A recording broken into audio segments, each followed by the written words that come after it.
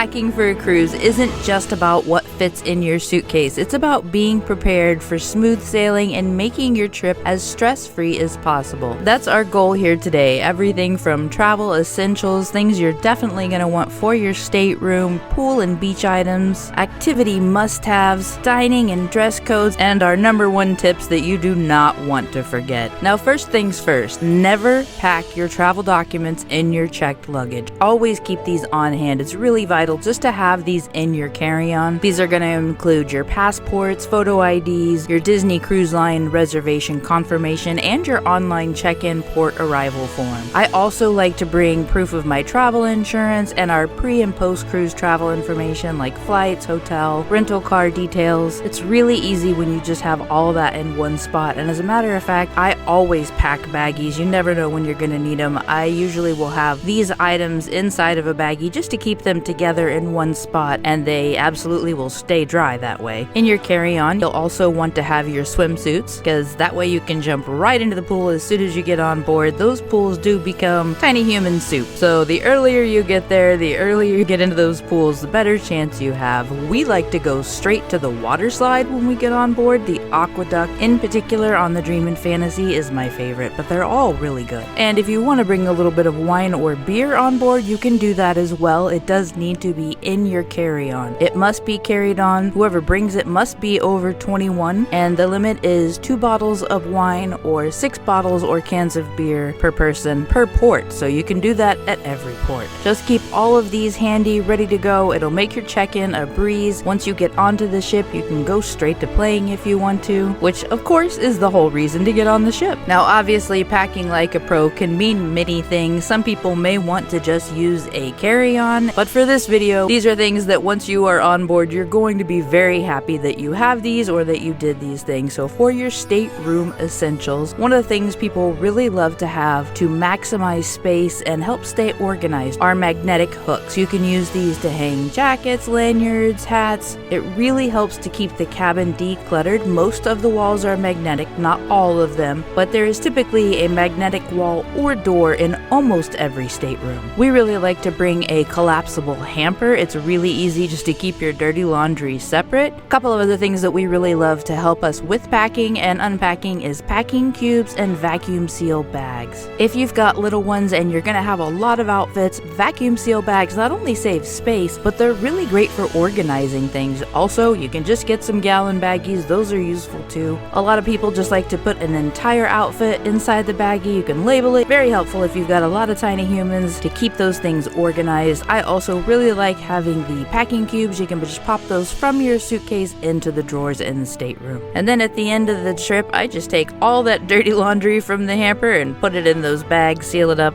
deal with it when you get home. While you are packing your suitcase, make sure you leave some room for souvenirs. This is the biggest mistake I think I always make, is my suitcase is stuffed. That leaves absolutely no room for me to bring souvenirs home. The best tip I have seen is pack your suitcase half full. That way, if you've got souvenirs, they'll fit, and if they don't, you can just throw everything into the suitcase. You don't have to pack it all super special because it's just gonna fit in there nice and easy. A couple of things people like to bring that Disney is not so fond of are, 1, the over-the-door organizers. These are of course perfect for holding essentials like your phone chargers, sunscreen, makeup, etc. However, Disney has banned over-the-door organizers, so just bring one that you can hang on the hook or perhaps on the shower in the bathroom. White noise machines are also not allowed on Disney Cruise Line. Technically, you can have them inspected. If they're okay, then you can keep them. I suggest just downloading a white noise video or app. That way, if anybody needs a little bit of white noise to help them sleep, it's easily accessible.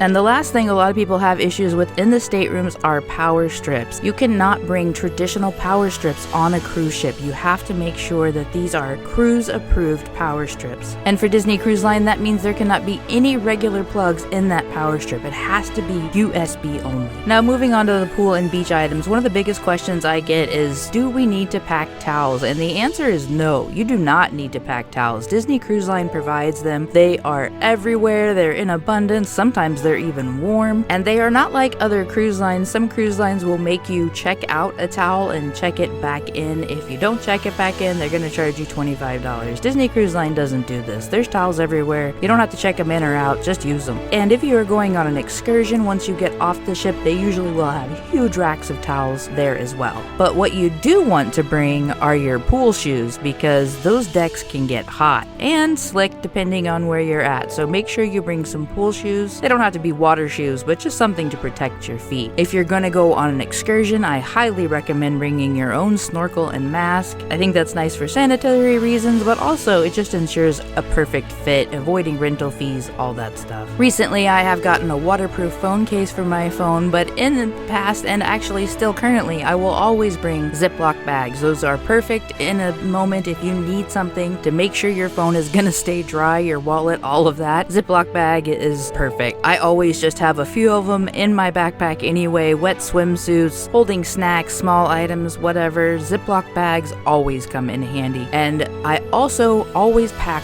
ponchos. You can get those at the dollar store usually for a couple of bucks. It's really nice. If it starts raining, you can just throw on a poncho and continue enjoying your excursion. Well, unless they send you back to the ship anyway. Now, surprisingly, one of the most controversial things people tend to pack is their own water bottle. And you might be thinking, why would I waste packing space on a water bottle? Well, first of all, I have discovered that I need cold water at hand at all times in the Caribbean and the Bahamas. It gets humid and hot very quick, especially off the ship. But while you're on the ship, up on the pool deck, they will have a drink station. It's included with the cost of the cruise. They're gonna have cold water, sodas, juice, teas, etc. Coffee. That's where I like to refill my water bottle because it's filtered. Also though, people like to, if you've got multiple people in the stateroom, especially tiny humans, and you don't want them running up and down the stairs, this is another reason people will bring their own water bottles or cups, because the cups at the drink station are really small. Now, to make the most of your onboard experience, you want to make sure and have these helpful items for your activities. First of all, the Hero Zone. You want to have socks for the Hero Zone. The Hero Zone is a really fun sports activity competition area. This is on the new ships, the Disney Wish and the Disney Treasure. They have this inflatable competition area. This is for kids and adults alike. Everybody should take a go on this, but in order to do that, you need to make sure you have your socks. So make sure and pack socks for the Hero Zone. And of course, one of the very special things about a Disney cruise is there are going to be princesses everywhere, and if you're going to the Bahamas or the Caribbean, they're also going to have Pirate Night. For these themed nights and activities, people like to get dressed up. For Pirate Night, if you were on a 3-night cruise, that will just be the festivities in the evening. If you were on a 4-night or longer cruise, they will have the Pirate Night menu in the restaurants as well. If you have Pirate Night on your cruise, they're going to put the pirate bandanas in your stateroom. So you'll see people at the pirate party wearing just a pirate t-shirt, maybe not anything pirate, maybe just the bandana from the stateroom. You will also see full costumes for entire families. Some people go all out. I like to bring my costume for Pirate Night. It's a lot of fun. This is also where those vacuum seal bags come in really handy. Put the entire costume in one bag and squish it down, throw it in the suitcase. The same goes for your little prince and princesses. You're going to want to make sure and have their princess or prince costumes. Compression bags and vacuum cubes are perfect for that as far as keeping track of it and helping fit it in your suitcase. And pro tip, if you are not doing Bibbidi Boppidi Boutique and you're just going to have your little princess get ready in your stateroom, you can still go up there and get some pixie dust. They will happily do that for free. We also like to bring a highlighter and post-it notes. You can usually get a daily schedule up at guest services. It's not the full-on paper navigator plan of activities that was 4 pages like they used to have, but it still shows all the activities and the times that places are open. So I really like to have that and highlight it. It makes it easier for me to see things. We also like to leave each other funny notes in the stateroom with post-it notes or with the dry erase board. You can send messages to each other through the Navigator app as well. This is the Disney Cruise Line Navigator app. And pro tip here, download that as soon as you book your cruise. They're going to have a fun countdown on there. You can do check-in and activity selections. You can do all kinds of stuff through the Navigator app. I've got a couple of tricks, but first I want to finish with the packing. Dining and dress codes is another thing you really want to make sure and consider. If you're going to be on a 7-night or longer cruise, they will typically have semi-formal and formal nights. These are great opportunities to dress up, and they will have photographers out there as well, so you can get your family photos taken. It's actually quite a lot of fun. If you don't want to dress up, that's okay too. You can't wear like your bathing suit food in there, but you don't have to go full 9 either. That being said, if you're going to be eating in Palo Remy or Ashante in the specialty restaurants, they do have specific dress codes. Make sure you check those out. 2 more things you want to make sure you have in your carry-on. 1 is a travel-sized first aid kit, band-aids, antiseptic wipes, pain relievers. I always have some Tums and hand sanitizer in there as well. I also keep the seasickness remedies on me. Even if you don't think you'll need them, please pack them, because that is the worst thing to happen, is to be on a ship and need something like that and you don't have it, especially if the shops are closed. We always bring a motion sickness anti-nausea medication like Bonine, B-O-N-I-N-E. That's my favorite one. We started a day before travel and just take it every evening. I also really love these ginger honey lozenges. They are great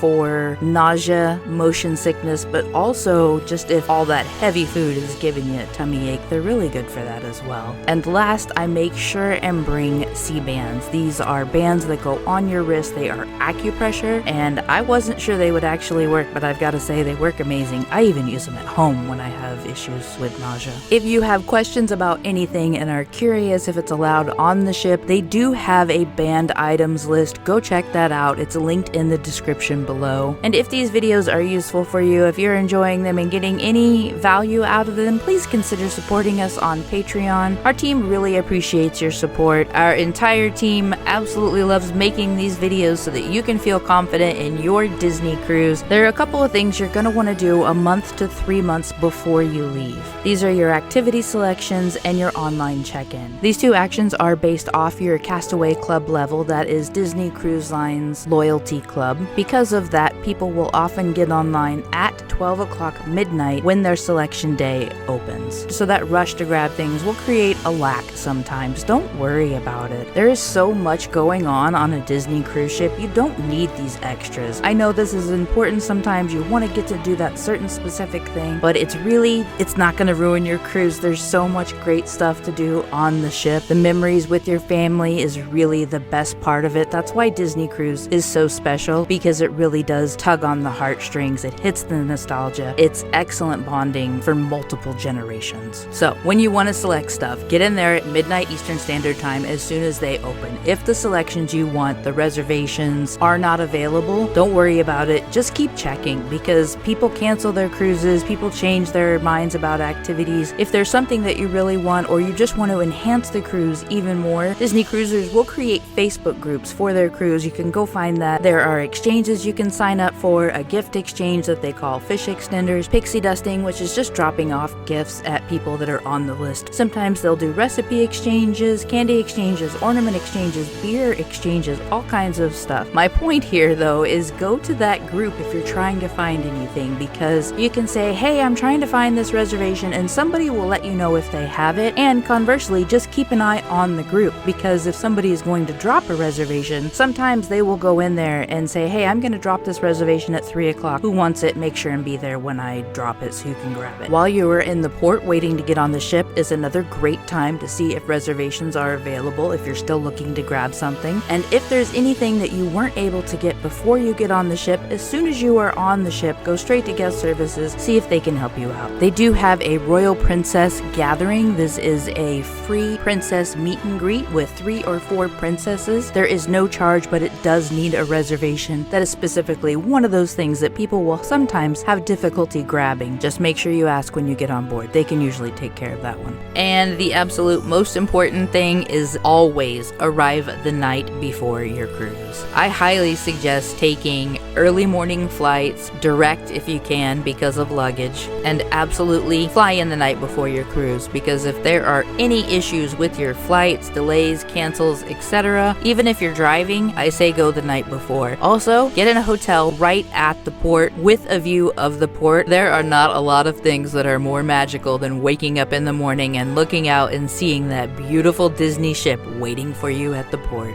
And of course, the most important thing is make sure you have fun. Make sure you find some downtime to just enjoy and experience the ship. Packing for a cruise can seem overwhelming. I'm hoping these tips will help you be ready for anything. Your vacation will be so much better by implementing some of these. That's our goal, is to make sure you feel confident in your Disney cruise decision. And let us know your favorite packing tips in the comments below. And if you haven't seen it yet, the Disney Treasure just had its maiden voyage early this month, and we've got a video on fan reactions. Go see what fans are saying about the Disney Treasure.